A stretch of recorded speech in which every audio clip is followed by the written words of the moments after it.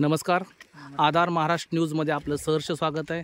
मित्रांनो, आपण आज आलो आहे चंद्रपूर जिल्ह्यातील गोंडपिंपरी या तालुक्यात. या तालुक्यामध्ये फिश फार्मिंग हा मोठ्या प्रमाणात चालणारा एक व्यवसाय आहे. याच फिश फार्मिंगसाठी आज एका प्लांटवर आपण आलो आहेत. आपण जाणून घेऊया नेमकं त्यांचं नाव आणि कोण आहेत. सर, आपलं नाव सांगा. भारत काशीनाथ बोरकुटे, राहणार गोंडपिंपरी, चेकवीरगाव शिवमध्ये 5-6 एकर फिश फार्मिंग आहे. आपल्याकडे कोणत्या जातीचे फिश आहेत? रोहू, कतला, मृगल, कॅटफिशमध्ये रूपचंद आणि फंगस. किती वर्षापासून या फिश फार्मिंगचा आपला व्यवसाय चालू आहे? 2 वर्षापासून. 2 वर्षापासून. आपण या फिश फार्मिंगची सुरुवात कशी आणि कधीपासून केली? आपल्या डोक्यात हा विचार कसं काय आला? माझा तसा बऱ्याच दिवसापासून होता.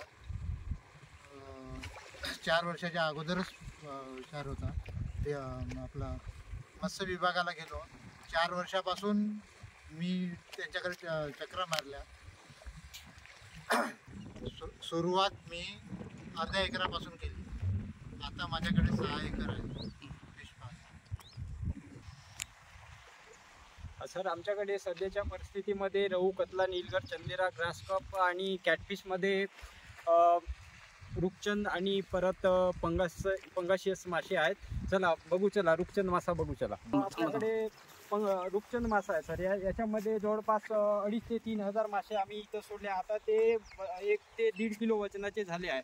परत दुसरीकडे चला, तर या तलावामध्ये पंकज नावाचा मासे आहे. पंकज नावाचे मासे जवळपास अंदाजे 1.5 किलो ते 2 किलो वजनाचे आहे. परत तिकडे गहू, कतला, नीलगर, चंदेरा मासे आहेत. चला बघूया सर. तर या तलावामध्ये आम्ही आता इथं पाणी स्टार्ट करून राहिले. याच्यामध्ये फक्त आपल्याला जिरा साईज सोडायचा आणि ही विहीर आहे. ही विहीरमध्ये जवळपास 6 ते 7 एकर आम्ही पूर्ण मत्स्य शेतीसाठी पाणी यूज करतो. आणि ही विहीर अशी बारमाहीच विहीर आहे. कंटिन्यू आमचे 2 बोर चालू असतात. आणि परत तर तिकडे गहू, कतला, ग्लासकप मासे आहे. तर याच्यामध्ये सीट आम्ही स्टार्ट केलेला आहे. जवळपास 40,000 सीट स्टार्ट केला आहे. आणि नव्याने इथं आम्ही जिरा साईज आता 1-2 दिवसामध्ये लगेच सोडणार आहोत. आणि परत नव्याने इथं पण रहू, कतला, नीलगर, ग्रासकप तिथं पण बोटुकली साईज सोडणार आहे. आणि ते आम्ही इथून सुद्धा विक्री करतो बोटुकली साईज बनवून, जिरा साईजचा बोटुकली साईज बनवून. हां,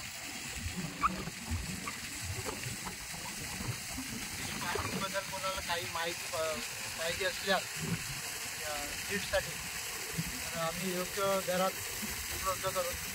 काही मार्गदर्शन हवं असल्यास आम्ही मार्गदर्शन करतो.